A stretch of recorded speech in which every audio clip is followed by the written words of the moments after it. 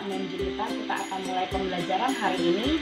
Kita akan bahas satu materi yang penting di dalam bahasa Inggris, yaitu tentang should. Should as a modal.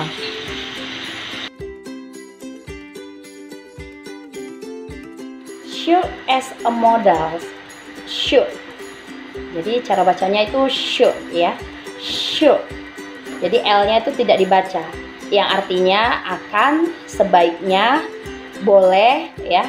Jadi should itu artinya akan, sebaiknya, atau boleh gitu ya, sama seperti modal yang lain ya. Should untuk penggunaannya di dalam kalimat itu formnya seperti ini. Untuk formnya, setiap subjek atau semua subjek di dalam bahasa Inggris itu memakai should. Jadi I should, you should, he should, she should, it should, we should. Semua subjek menggunakan should, tidak ada dipisah-pisahkan. Kemudian setelah subjek should masuk kepada verbnya. Ada penekanan sedikit untuk he, she, dan it. Ya, orang ketiga tunggal, dia laki-laki, dia perempuan, dan dia benda ataupun tumbuhan ataupun hewan itu tidak ditambahkan s. Nah, ini sudah ketentuan dasar, dia tidak ditambahkan s. For example, he should study, itu yang tepat, bukan he should study. Itu salah ya nak ya. Jadi yang tepat itu adalah he should study, s-nya dihilangkan. Jadi untuk formnya, should itu dipakai dalam semua subjek, untuk semua subjek. Jadi subjek should plus verb. Verb di sini yang dipakai adalah base form, atau yang dipakai adalah the base form of the infinitive. Jadi maksudnya dia pakai infinitive. Infinitive itu apa? Infinitive itu kata dasar. Nah, contohnya to go, artinya go, kita pakai go-nya aja, to-nya nggak dipakai. Nah, to study, nah, kita pakai study-nya saja, to-nya nggak dipakai. And then to speak, speak saja yang dipakai, to-nya nggak dipakai. Dalam kalimat misalnya kita contohnya di situ, you should to go, itu salah ya. Yang benar adalah you should go. Selanjutnya he should wait. Mentang-mentang itu he, orang ketiga tunggal, verbnya harus dapat tambah s. Bukan, salah ya nak ya. Yang benar adalah he should wait. He should wait. Jadi semuanya contoh ini tidak pakai to. Biasanya to eat gitu hanya pakai eat saja. I should eat more vegetables, artinya saya sebaiknya makan lebih banyak sayur-sayuran. You should take an umbrella. Kamu sebaiknya membawa atau mengambil payung, sebuah payung begitu. He should go to the doctor. Dia sebaiknya pergi ke dokter, pergi periksa begitu ya. She should apply for the job. Dia sebaiknya melamar pekerjaan atau mencari pekerjaan. It should be fine. Harusnya keadaannya baik-baik. Next kita akan belajar tentang when we use should. Kapan kita akan menggunakan should? Atau pada kondisi seperti apa kita menggunakan kata should ini ya. Jadi ini dia ada beberapa saya sajikan tentang waktu-waktu yang tepat kita menggunakan should sesuai dengan ketentuannya. Ada beberapa poin ini, kita akan bahas satu persatu. Okay, the first we use should is to give advice, a recommendation, or a suggestion. Jadi kita gunakan should itu untuk memberi nasihat, advice, recommendation, rekomendasi, dan suggestion, saran. For example, you should see the new Star Wars movie. It's great. Ya, kamu sebaiknya nonton film Star Wars yang baru. It's great, itu sangat luar biasa. Ya, ini sebuah suggestion ya. Mungkin saja kamu itu sudah nonton, jadi menyarankan kepada temenmu yang mungkin juga suka filmnya Star Wars movie. Jadi kita gunakan should untuk menyatakan hal tersebut. Next, he should go to the dentist if his tooth still hurt. Dia sebaiknya menjumpai dokter gigi if his tooth still hurt.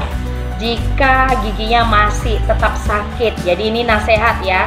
Sebaiknya dia itu langsung jumpain dokter gigi karena giginya masih. Okay, next, the second to express that a situation is likely in the present or in the future, or it mean expectation or prediction. Ini maksudnya untuk mengekspresikan satu keadaan yang seharusnya terjadi pada saat sekarang ini, pada saat dia berbicara, atau pada saat yang akan datang. Jadi ini seperti ekspektasi ya, atau prediction, prediksi. Harusnya atau yang diharapkan begitu. Ya, ini dia contohnya. Mary should be at home now. Give her a call. Mary harusnya sudah ada di rumah sekarang. Coba telepon dia, give her a call. Coba telepon dia dulu begitu. Jadi menurut dia itu seharusnya si Mary itu sudah ada di rumah. Okay, next, the third is to express an obligation that is as strong as must.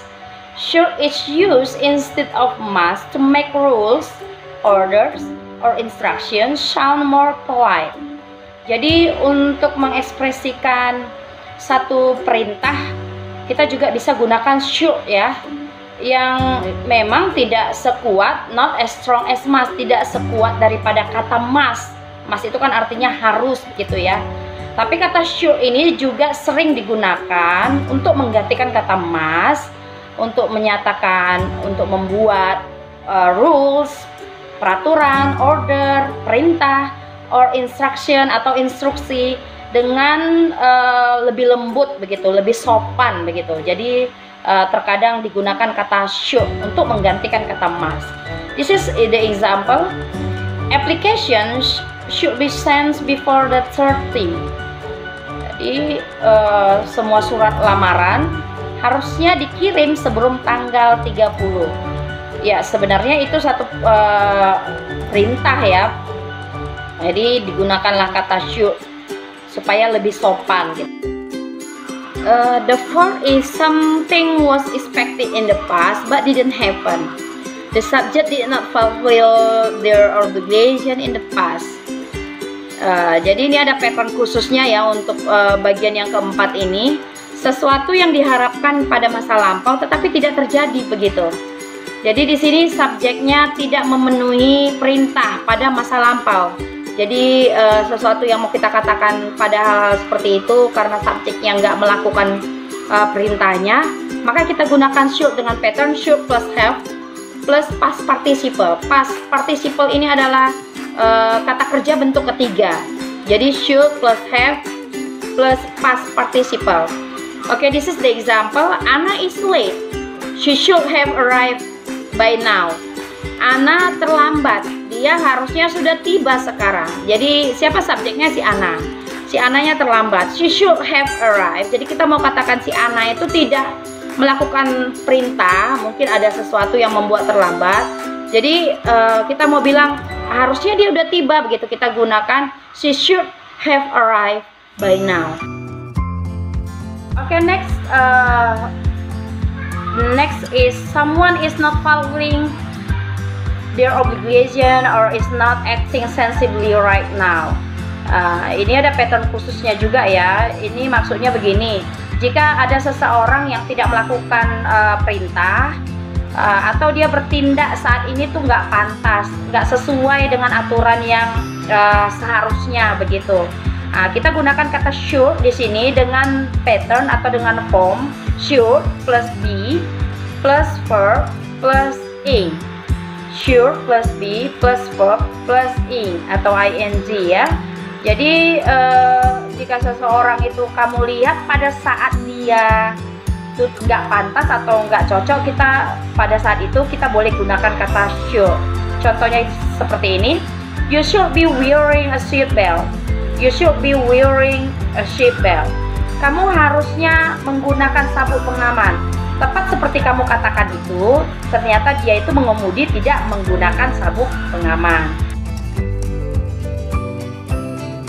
Oke, ini bentuk negatif daripada should, shouldn't, atau should not. Ya, we use should not to advise not to do something, usually because it is bad or the wrong thing to do. Artinya begini, kita gunakan bentuk negatif daripada should untuk advice, menasehati begitu ya, untuk saran tentang sesuatu yang tidak baik untuk dilakukan.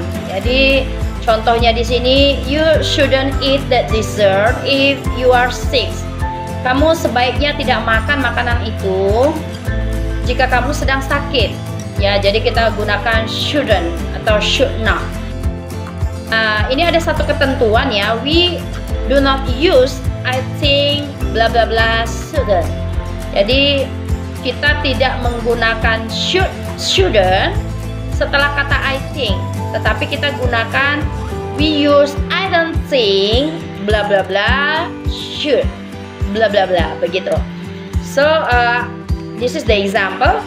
I think you shouldn't go there.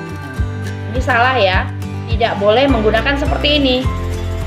Di depan kata I think kita gunakan I think itu kalau ketemu kalimat atau kata yang ada I think itu tidak boleh ada should not atau shouldn't. Justru di I think-nya yang kita negatifkan ya. I don't think you should go there. Itu yang benar. Next, this is the last thing. Tadi kita sudah bahas tentang bentuk negatif daripada should. Sekarang kita masuk kepada bentuk questions-nya. We use should in questions when we want advice, a recommendation, or a suggestion. Jadi kita gunakan should untuk bentuk pertanyaan ketika kita ingin meminta nasihat, advice, rekomendasi, ataupun saran. Ya, this is for example. Afirmatifnya itu I should go now, itu kalimat positifnya. Bagaimana questions-nya? Maka question-nya should I go now?